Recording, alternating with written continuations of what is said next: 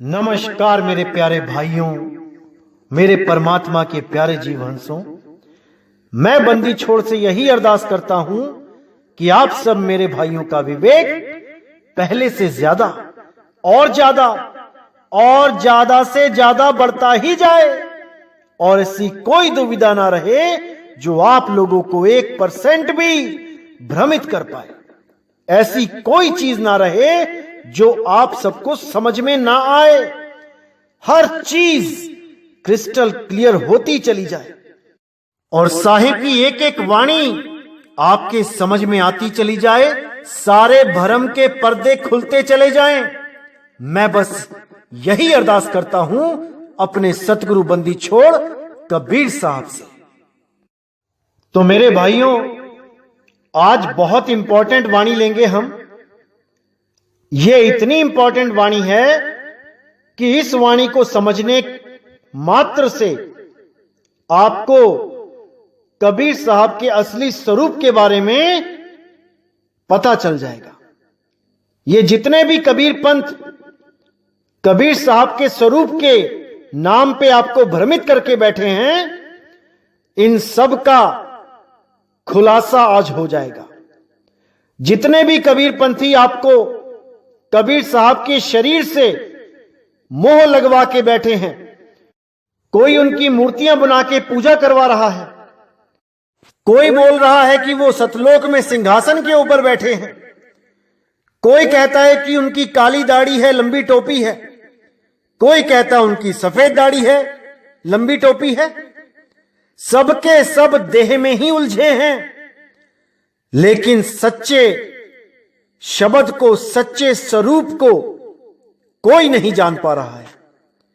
तो आज का सत्संग हम कबीर साहब के असली स्वरूप के ऊपर करेंगे कि आखिर कबीर साहब का असली स्वरूप है क्या। क्या वो कोई आदमी के जैसे हैं या वो कोई और आकृति में है। आज इसका पूरा खुलासा कर दिया जाएगा, क्योंकि आपको बहुत से पंथ कबीर साहब के नाम पे भ्रमित करने में लगे हैं, जो पहले तो कबीर साहब को परमात्मा घोषित करने में लग जाते हैं और फिर खुद को ही कबीर बना के परमात्मा बन बैठते हैं। ऐसे लोगों से सावधान रहना है मेरे भाई।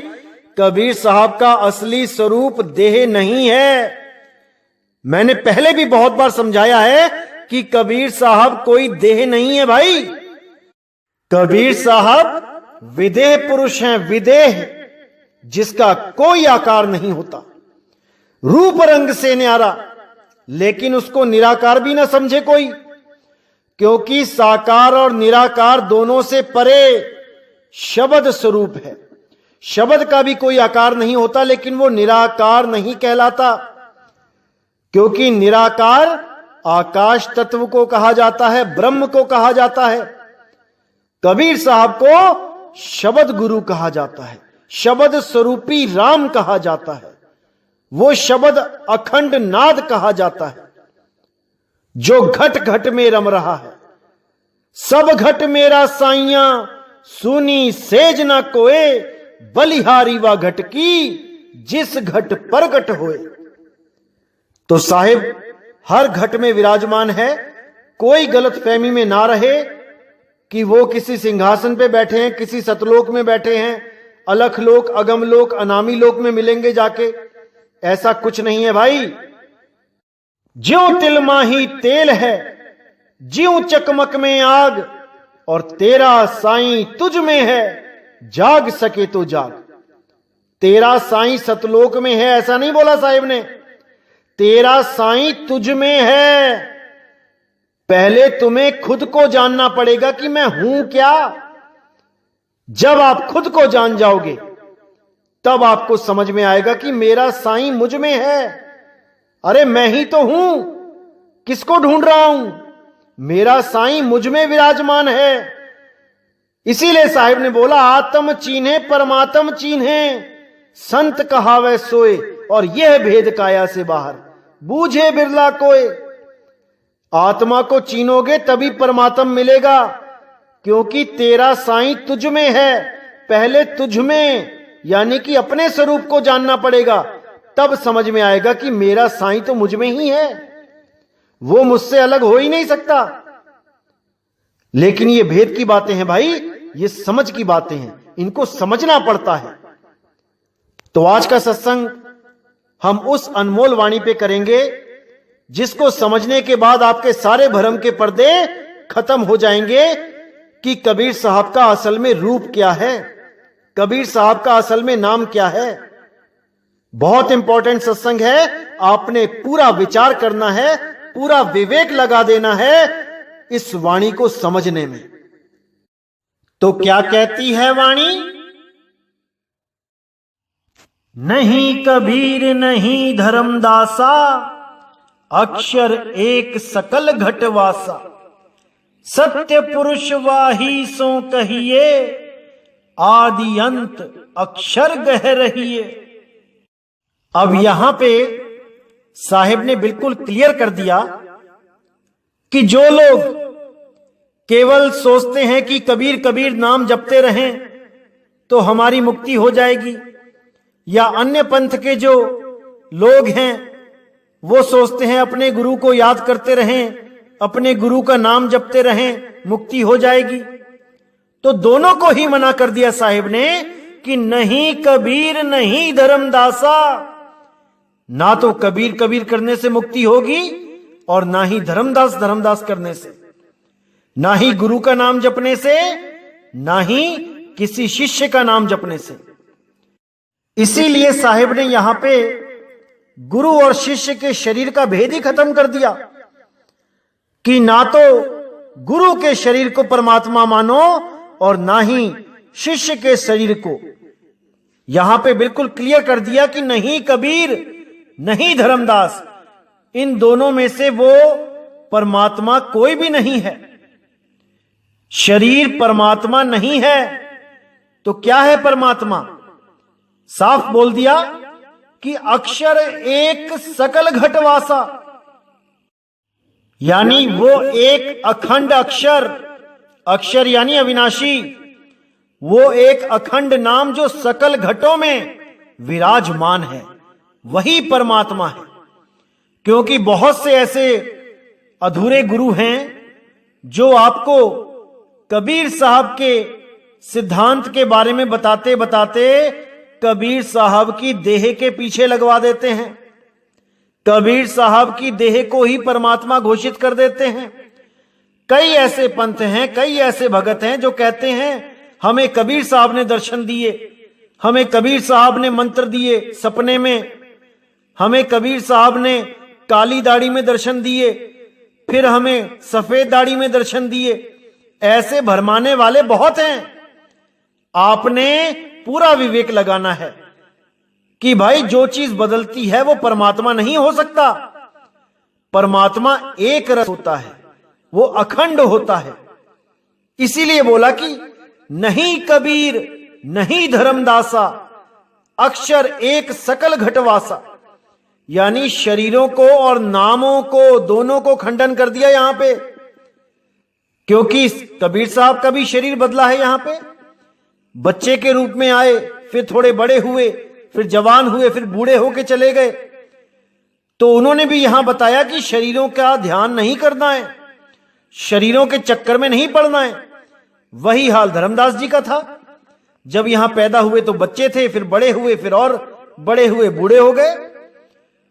तो यहां बिल्कुल शरीरों से अलग कर दिया गया कि नहीं कबीर नहीं धर्मदासा, अक्षर एक सकल घटवासा। उस एक अक्षर अविनाशी को जानो जो सकल घट में वास कर रहा है, हर आत्म घट में विराजमान है। अब आगे कहते हैं सत्य पुरुष वाही सो कहिए, आदि अंत अक्षर गह रहिए। कि तुम सत्य पुरुष उसी को मानो, उसी आदि अक्षर को। आदि अंत अक्षर गह रहिए, उसी आदि अक्षर का सिमरण करो, अंत समय में उस आदि अक्षर का ध्यान करो, तो तुम सदा सदा के लिए उस आदि अक्षर में, उस सत्य नाम में, उस सत्य शब्द में समा जाओगे। फिर तुम्हारा आना जाना सदा के लिए खत्म हो जाएगा। तो आगे कहते हैं अक्षर मूल और सब डारा, शाख समैनी पत्र पसारा। कथा जो कही कही ज्ञान सुनावा, यही भांति संसार बुझावा। जिन बूझा तिन धोखा माना, सकल बात मिथ्या कर जाना। अब यहां पर बहुत विवेक लगाने की जरूरत है, बहुत ज्यादा। तो साफ बोल दिया कि अक्षर मूल और सब डारा। वो मूल अक्षर है, सबका मूल, वो आदि अक्षर। ये 52 अक्षर नहीं है जो इंसानों ने बनाए हैं, वो आदि अक्षर सबका मूल है। क्या हिंदू, क्या मुसलमान, क्या सिख, क्या पारसी, सबका वो मूल आदि अक्षर है। और शाख रमैनी पत्र पसारा, यानी ये जितनी भी रमैनियां हैं, जितने भी ग्रंथ हैं, ये उसकी शाखा और पत्र यानी कि पत्ते हैं।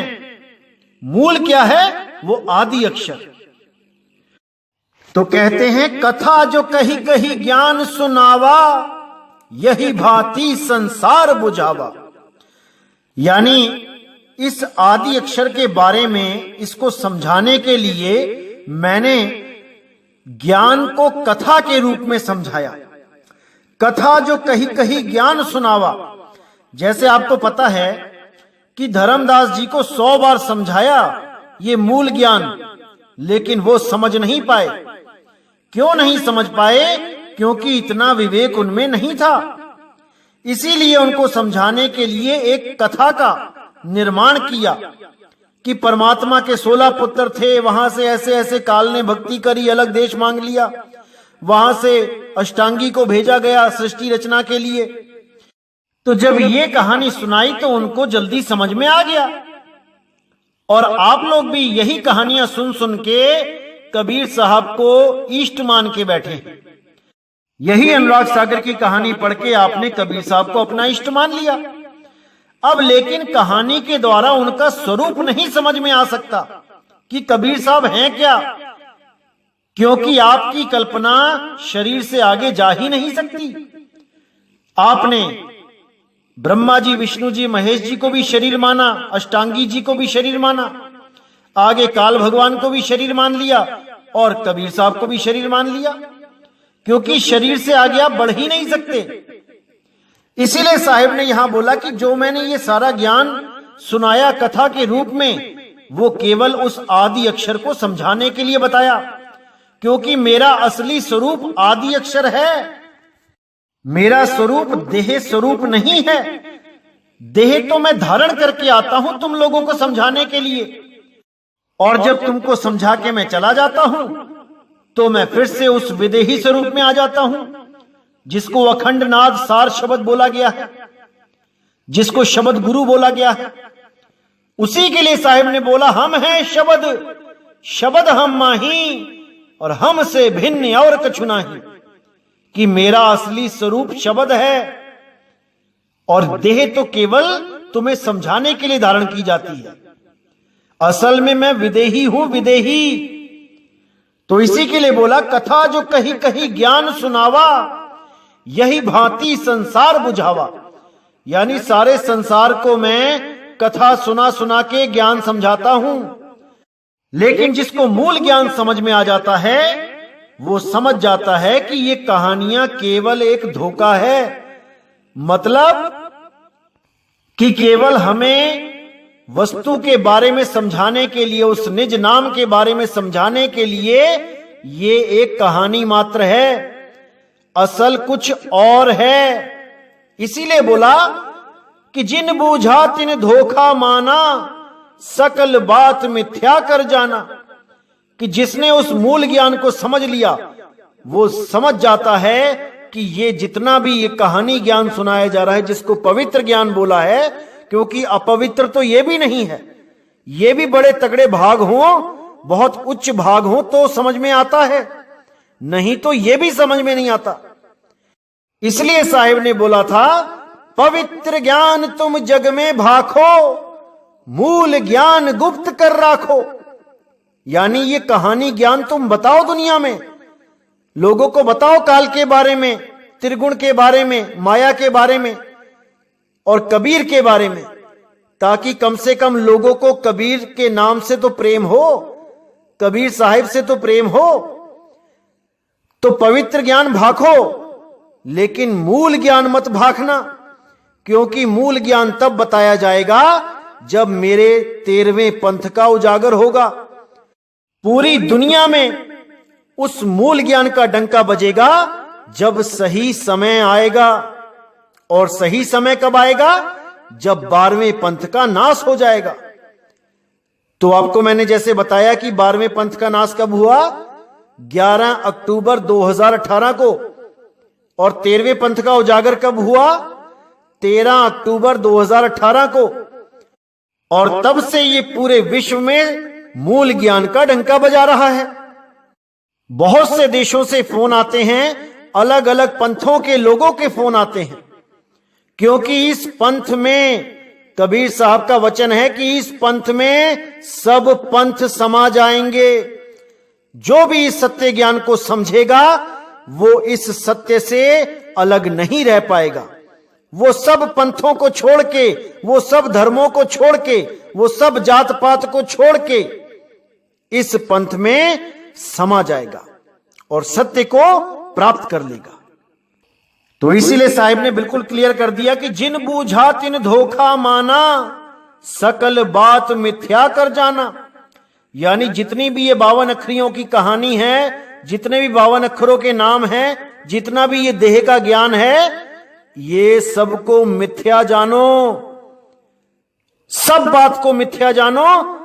असली बात वो शब्द गुरु है, असली बात वो आदि अक्षर है, वही सतपुरुष है। तो आगे कहते हैं, कहें कबीर ये मन ही है, मन का सकल पसार, चीन ये मन कह बूझिया, आवा गमन निवार। तो साहिब कहते हैं ये 5 तत्व 25 प्रकृति मन माया त्रिगुण, ये सब मन ही है, ये 52 अक्षर मन ही है। मन का सकल पसार, ये 3 लोक मन ही है, सब कुछ ये मन ही है। इसी मन में तुम उलझ गए हो, सूरत रूप तुम्हारी इसी मन में उलझी है। तुमने इसी सूरत को इस मन के पंजे से आजाद करना है। चीन ये मन कह बूझिया, आवागमन निवार। कह रहे चीन्हो कि ये मन कहां है, इसको बूझो। अगर इसको बूझ लिया तो समझो आवागमन निवार, तुम्हारा आना और जाना सदा के लिए खत्म हो जाएगा। लेकिन बिना मन को बूझे उसे नहीं मार सकते। जब तक दुश्मन का पता ना हो उसको खत्म नहीं कर सकते। इसीलिए साहिब ने बोला, मन को मार गगन चढ़ जाई, मान सरोवर पैठ नहाई। कि जब तक इस मन को चीनोगे नहीं, जब तक काल को जानोगे नहीं, काल के सिर पे पैर कभी नहीं रख सकते। पहले तुम्हें काल को समझना पड़ेगा, काल है क्या, उसके बाद उस काल के सिर पे पैर रखना पड़ेगा और तभी तुम्हारी मुक्ति होगी, अन्यथा नहीं होगी। इसीलिए साहिब ने बोला, काल के माथे पांव दे, सतगुरु के उपदेश, साहिब बाह पकड़ के ले चले अपने देश। कि वो अपने देश, अपने सत्य स्वरूप में तुम्हें स्थित कर लेगा, लेकिन तुम्हें काल के सिर पे पांव रखना ही पड़ेगा और कोई चारा नहीं मेरे भाई। लेकिन दुनिया इस काल से प्रेम करने में लगी है। सिर के ऊपर पैर कैसे रखेगी भाई? नहीं रख पाएगी। तो वही बिरला हंस काल के सिर पे पैर रख पाएगा जो गुरु की आज्ञा में चलेगा, जो शब्द गुरु से प्रेम करेगा, जो शब्द गुरु के लिए दिन रात जगेगा, हमेशा उसका चिंतन करेगा। केवल वही जीव इस भव बंधन से मुक्त हो पाएगा, अन्यथा सब यहीं आते जाते रहेंगे।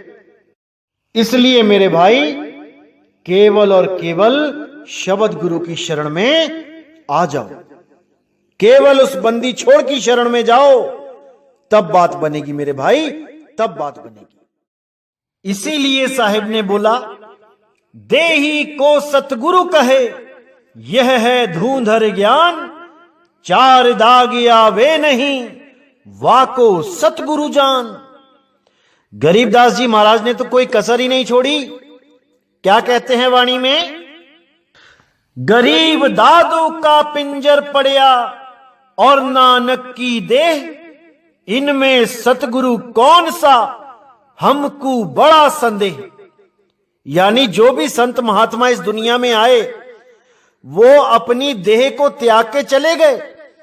अब देह तो ऐसे पड़ी है वहां पे, 5 तत्वों की जो देह है, जैसे एक पिंजड़ा पड़ा है और उस पिंजड़े में जो तोता है वो अपने निज स्वरूप को, अपने निज नाम को, अपने निज धाम को चला गया। अब जो वहां पे शरीर पड़े हैं, अब किसको सतगुरु बोलूं? कौन से शरीर को सतगुरु बोलूं?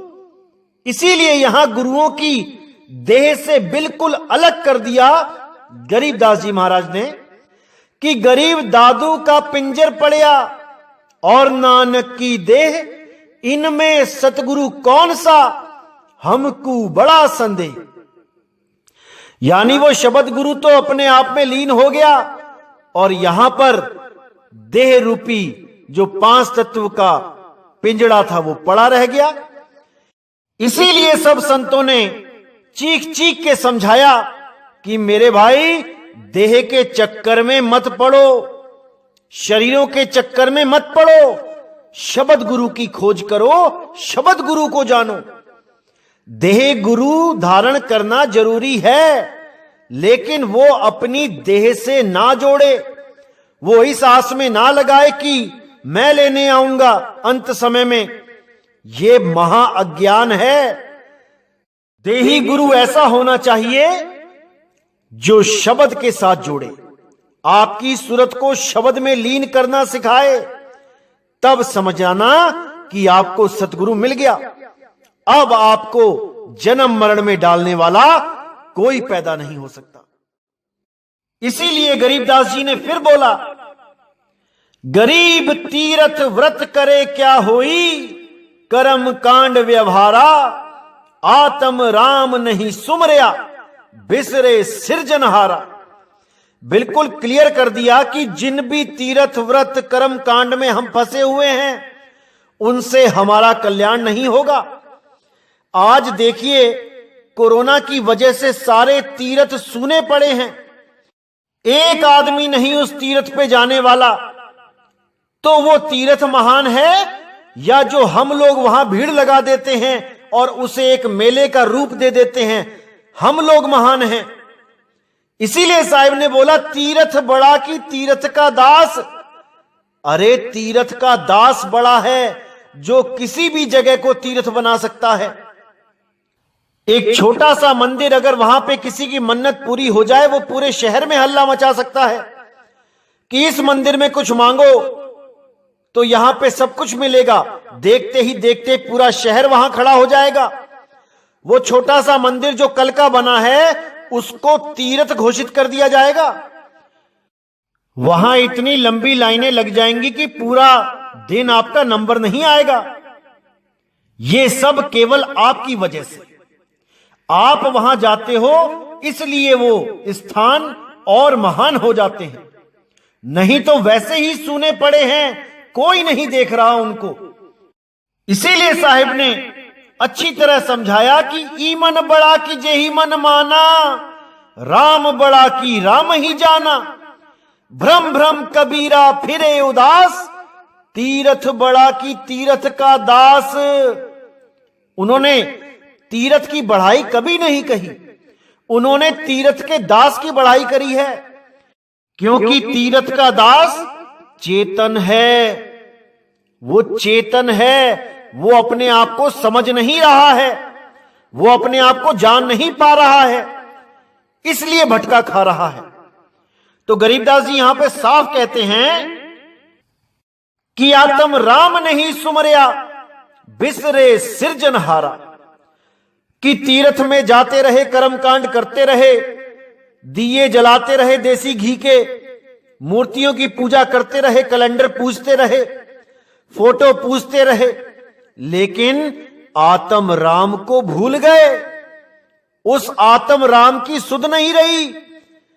उस सिरजनहार को बिसर गए। इसी बात को कबीर साहब ने भी समझाया कि आत्म ज्ञान बिना नर भटके, कभी मथुरा कभी काशी, जल में मीन प्यासी, मोह देखत आवे हासी।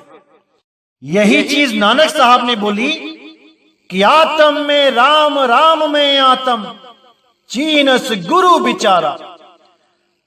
इसीलिए कबीर साहब ने बोला तेरा साईं तुझ में है, जाग सके तो जाग, कि तेरा साईं कहीं बाहर नहीं है जो किसी तीर्थ मूर्त में ढूंढ रहा है, कि घी की जोत जगा रहा है, घी के दिए जगा रहा है, सोच रहा है परमात्मा घी से खुश हो जाएगा घी जलाने से।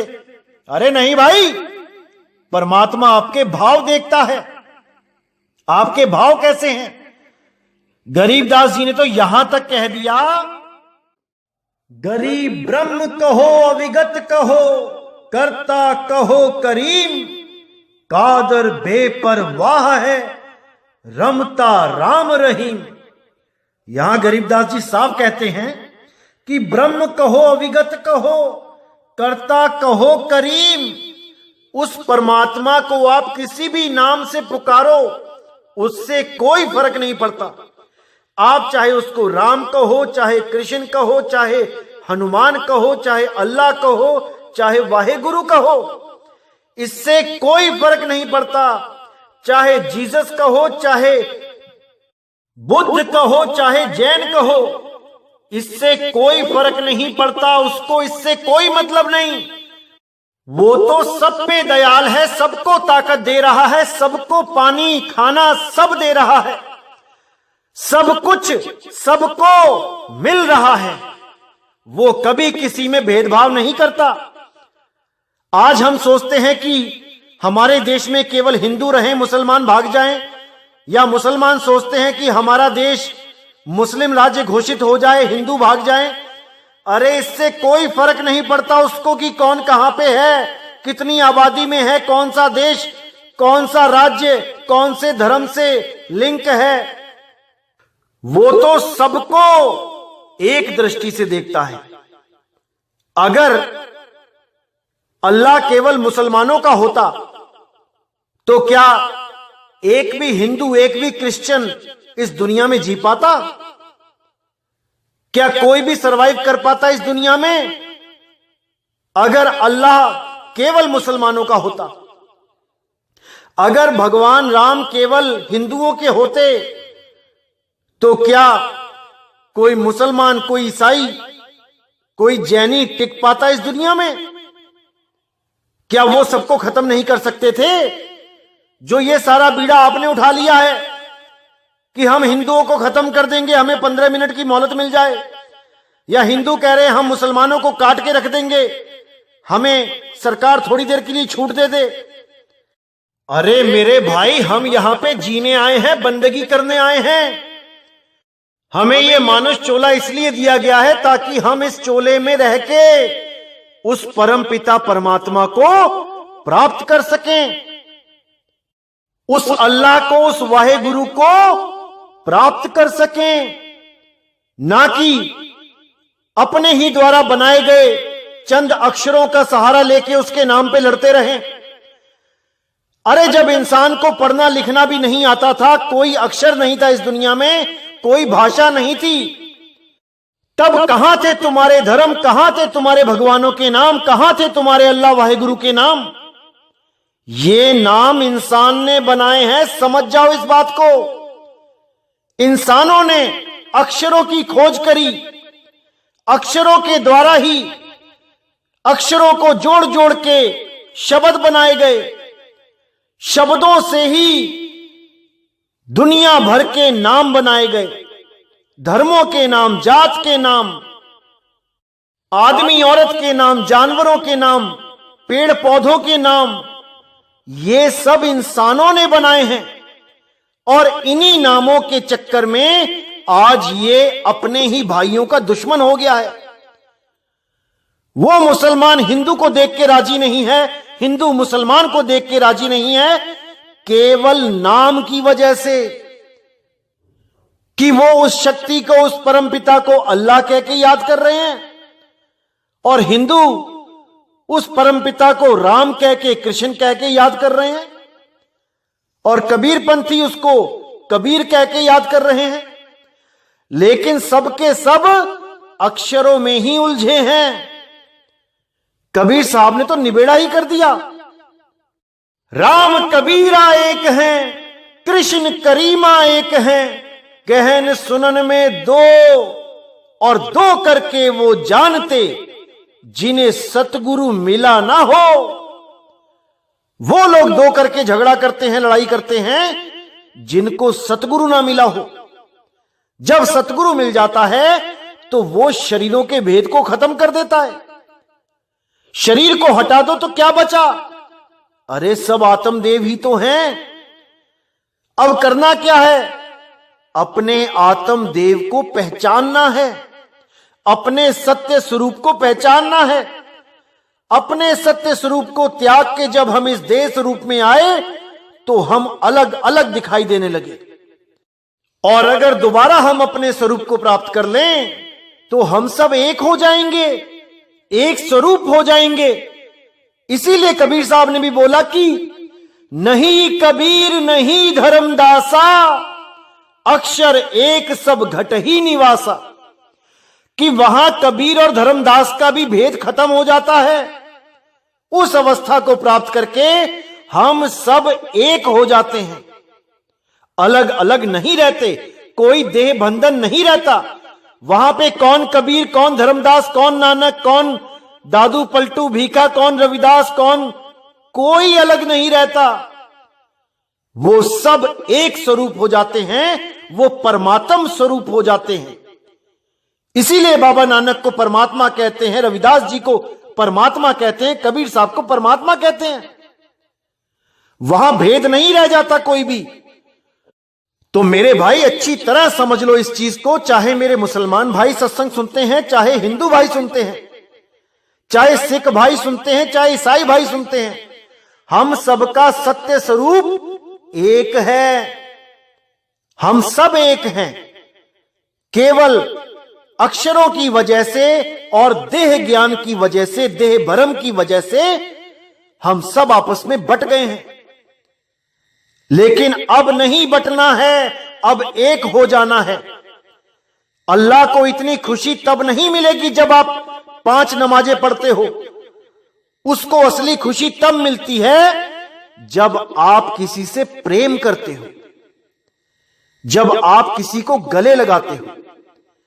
भगवान को, राम जी को इतनी खुशी तब नहीं मिलती जब आप उनका मंदिर बनाते हो। उनको असली खुशी तब मिलती है जब आप उनकी तरह शबरी के जूठे बेर खाते हो, यानी इन जात पात को, इस ऊंच नीच को खत्म करते हो। वो तब खुश होते हैं। इसलिए मेरे भाई, ये सारे बंधन तोड़ो, ये सारी नफरत छोड़ो और एक दूसरे को प्रेम करो। हम सब एक ही मालिक के बच्चे हैं, केवल उसके अलग अलग नाम रखने की वजह से हम झगड़ा करते हैं, हम लड़ते मरते हैं। और इस दुनिया को जो भक्ति के लिए बनाई गई है, हम उसको एक रण क्षेत्र बना के रख देते हैं, एक युद्ध का मैदान बना के रख देते हैं। तो मेरे भाई, पूरा विवेक लगाना है, हर बात को समझना है गहराई से। और अगर गहराई से समझ लिया तो कोई भी तुम्हें मूर्ख नहीं बना पाएगा।